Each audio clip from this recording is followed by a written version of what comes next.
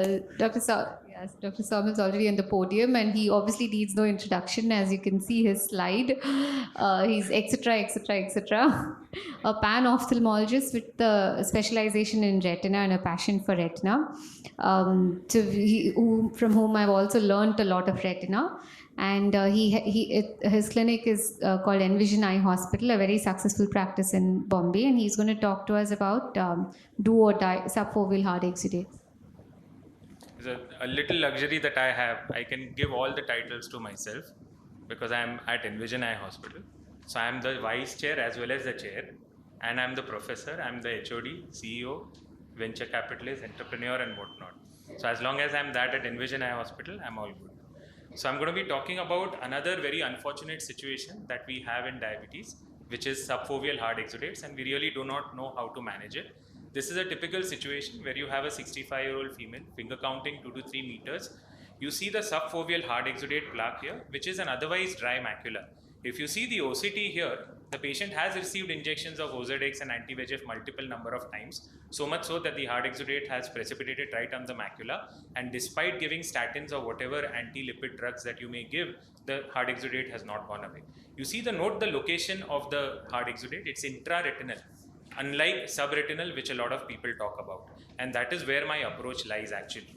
So what happens is, when you think about hard exudate removal, a lot of people think that, okay, fine, we'll go with a paramacular 41 gauge needle, we'll induce a retinal detachment, which is like a heroic thing to do. And then from behind, we will aspirate the hard exudates. In doing that, you're going to go through not only the RPE, but all the neural elements, especially the photoreceptors in the outer segment, and the nuclear cells in the outer nuclear layer. But that is not where the hard exudates actually lie. So my surgical approach is aspirate from the top of the foveola, creating an iatrogenic macular hole, apparently poking where it hurts most in the eye. We've been taught not to touch the foveola. Touch any part of the eye, do not touch the foveola. Could actually be the place where it will actually cause the least amount of damage. So this potential harm we are incurring only to the Mullerian connective tissue without causing any damage to the neural elements, because no neural layers exist beyond the OPL or the outer plexiform layer at the foveola. So we're using the unique foveolar anatomy actually to our advantage. If you see the histopathology here as well as the OCT, when you create that iatrogenic macular hole, you're causing the least amount of damage to the foveolar cells, leaving us with a lamellar macular hole, which post ILM peel, if you peel the ILM around that iatrogenically created hole, you'll close it like any other macular hole. So this is the surgical video now. This is a case of PDR. As you see here, there are a few fronts here and there. You're going to induce a PVD all the way through up to the equator, cauterize or press upon the fronts as the case may be. Begin by peeling the ILM. Now this ILM is necessary to peel because we are going to close the hole by an ILM peel. So we need to be careful while peeling the ILM because the retinal layer is boggy at times, thinned out in places. There is every chance of deroofing. So we need to be very sure what we are actually picking on. So after we have cleared the ILM, all we are left with is a plaque of hard exudate, which we sort of just nudge, make a small hole on the top of it, and go with the help of a cannula and just giving either active or passive aspiration, we take it out. Now this iatrogenically created macular hole over here is going to close like how every other macular hole closes, by putting in gas, giving a prone position, and by having peeled off the ILM. So this is another video here. So you see this case actually improved in vision. Obviously it didn't improve much because there was some neural element damage. I don't think because of my surgery, probably because of the existence of the hard exudates there chronically in the first place. The patient did improve to 636, and you see that the hard exudates have practically reduced. They are not gone completely, but the purpose that we wanted to serve has been served. Now this is a second case. You see that there is a huge amount of hard exudate. Some of it is even subretinal here, so to say, but the plaque that I am actually going to address here is intraretinal and it is subfoveal in nature. Here what I try to do, I don't peel the ILM first. I take off the hard exudate. Why I do not peel the ILM? Because I want to do it as a subsequent procedure, because I'm going to flap this ILM. Any macular hole has a better chance of closure if you're going to flap the ILM into the hole. If I would have peeled the ILM first, I wouldn't have been able to do it, because if I made the flap and then tried to take the hard exudate, the flap would have come along with it. So here again, trying to be very careful not to de-roof. I'm trying to peel the ILM here and make it go. I'm not going to be pushing it or nudging it right into the macular hole, because I'm going to damage neural elements right there and then. What I'm going to do is just do a gentle overlap of the ILM over the macular hole and be done with it. So this is a second case.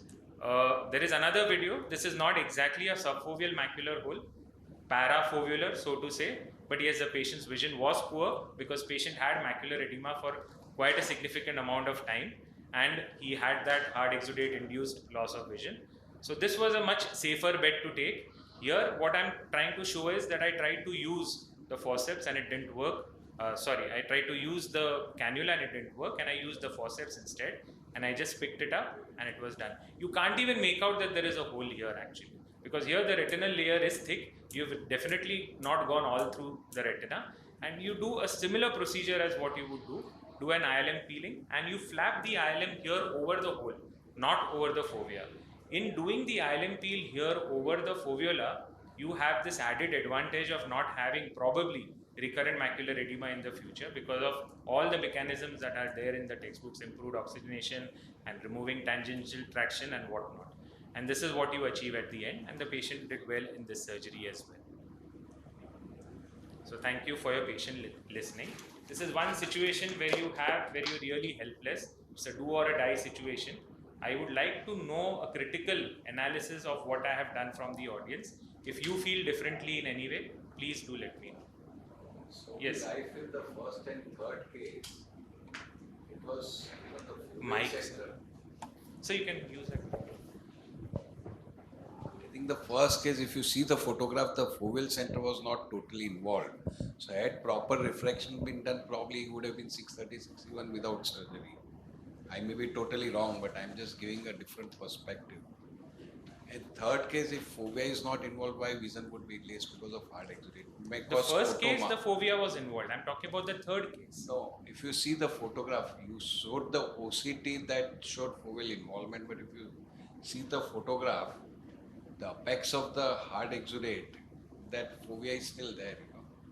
Because OCT, unless you see the movie, you will not know the all sections. Correct. You mean to say that the fovea is somewhere here? It's not seen. But there is a vessel over here. It's So not seen here on the screen. Yeah, it's not seen here. Yeah, now it is. Which one are you talking about? It's not seen on the screen here. Our screen पर नहीं. Screen करो ना project. मैंने connected है. आपने off किया. मेरा next stop भी मेरा ही है. नीचे में डालो.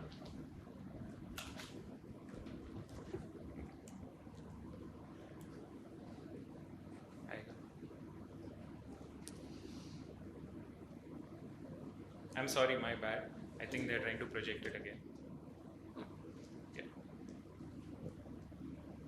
You mean to say here? Still not seen on the screen. क्यों ऐसा है भाई? Okay. Yeah. Now see, if you see the typical fovea. You mean to say that the fovea is somewhere here? Somewhere there, the center of fovea. The vessels are right here. I don't feel that that would be the place of the fovea. And if you see the OCT, it's clear cut showing you the foveolar lift over here somewhere. I think OCT you need to see whole sections, because one section you Correct. take. Correct. Correct. Maybe so. Maybe I'm so. just giving a different thought. Perfect. Perfect. Well taken. Would you still do a surgery in this? Not really. If reflection improves, I would not, because the other way to look at it would be with microperimetry, whether we have really Actually hit the patient fovea or or not. Yeah. Point well taken. Anyone else with any other doubts with regards to this? Any of the panelists? Sometimes these hard exudates become quite thick, almost like calcium kind of, right? It's very hard to pull them out also. That's what I felt, but they are so flaky when you are actually attempting to do it. Maybe I've done it when they have freshly developed, but I've given them all at least 3 months of post-Ozurdex, post-statin. Statins And I've actually tried to not even, I've tried to tell the patient that you really don't need this surgery. unless you are hell-bent on doing it, it's an experimental procedure and things may not go the way that you intended actually.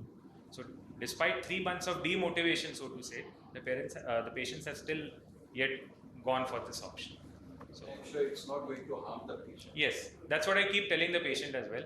Except for that 1% odd chance of things going wrong during surgery, it's not going to really harm your eye. Because many times in macular hole surgery, we create tiny holes and nothing happens. So you don't No, this is creating a hole right at the fovea. The principle, yes. Right? Creating hole in macula is not a big issue. Sure. How is the long-term follow-up of these patients, Saumil? Any of your patients you've seen for a long time, there could be a lot of central thin fovea with, more vision. It's already a thin fovea. Yeah, definitely. Post-operatively, it's not gone thinner. They haven't developed a hole till date, and they not even had a recurrence of the plaque so far. They've stabilized in terms of vision. They have not had excellent vision, but excellent vision is not what I promised them anymore. But subjectively, do they feel better? Yes, they do. Yes. What happened to that case where you had extensive exudation all around after putting Yeah, so gas that and- extensive exudation, we had first managed with just anti-VEGF and tricot for a few months. no after doing surgery, did that How did that? No, come so back again? that improvement was from, let's say, 1 meter to 2 meters. No, I'm not It talking was a about visual subject- improvement. What happened to the exudation which was there? The subretinal exudation, it remained the same.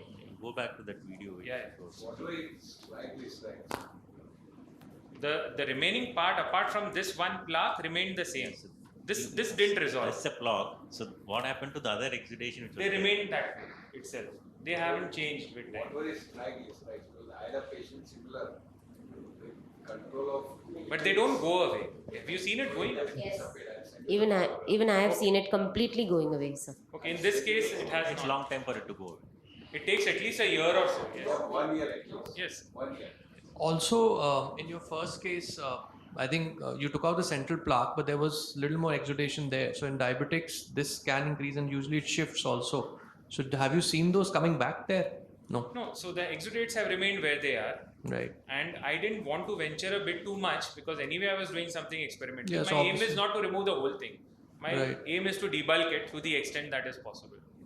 And do you prefer, I mean, looking at the OCT morphology, do you, because these are mostly intraretinal that you've taken off, right? So do you have a kind of this thing that, okay, there should be some layer or, some sort of an OCT morphology Yes, indicator they that should you be have? essentially intraretinal. If they have a subretinal component, then my approach would be different. Probably I'll go paramacular, creating an artificial detachment or an iatrogenic detachment with a 41 gauge needle and approach it from behind.